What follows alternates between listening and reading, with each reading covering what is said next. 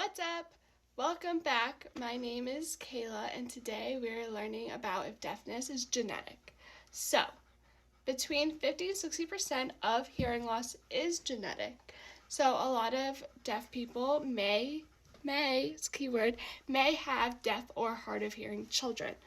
Does this mean hearing people with no other people in their family can have deaf children?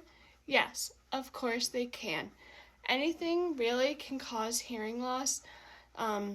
Sometimes like the pregnancy can, sickness can, anything really can cause hearing loss. And even if you're genetically predisposed to being deaf or hard of hearing, it doesn't mean that you will be deaf or hard of hearing. And vice versa. If you're not, you can still become deaf or hard of hearing. Anything can really cause it. So, is it genetic? Yeah, a lot of them are, but not always.